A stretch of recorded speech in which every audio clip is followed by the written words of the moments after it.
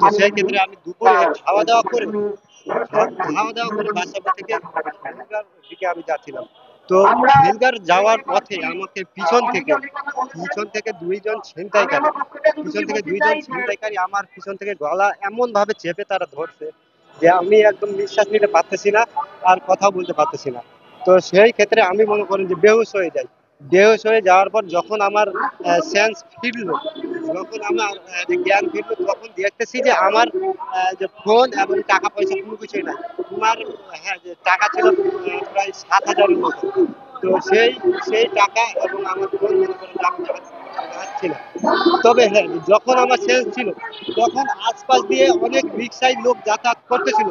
তখন আমি তাদের কাছে আমি হ্যাঁ, যে হাত হাত দিয়ে তাদেরকে আমি আর কি ডাকতেছিলাম যে আমাকে সাহায্য করুন। কিন্তু আমার পাশে কেউ সাহায্য করতে হাত হাত বাড়ায় নাই। হ্যাঁ, যে যখন আমার সেন্স বুঝলো, তখন মনে করেন যে এই জায়গাটায় আমি আর কি দেখলাম যে আমার একটা দাগ। এই জায়গাতে তারা আর কি বসে। তারপরে ওই এলাকার মানুষজন বলছিলেন কিনা যে আমার কি হলো জায়গা থেকে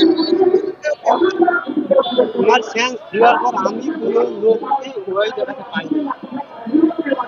তাদেরকে যে আমি যে জিজ্ঞেস করবো যে তারা কে ছিল, তারা কেমন ছিল, এই যে তথ্যটা নেবো, সেই লোকটাও কোনো লোক নেই। গলায় কি দাগ বেঁধে পড়েছে গলায়?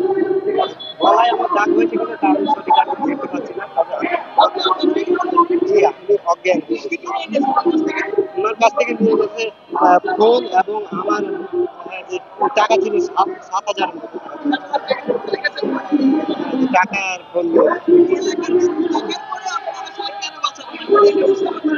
আমি সেইটাই তো বলছি।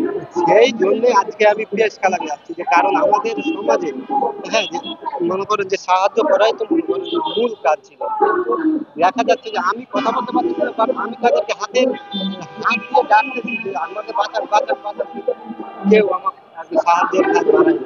আপনারা দেখছেন দৈনিক কর্ণকণ্ঠ, সবার কথা বলে।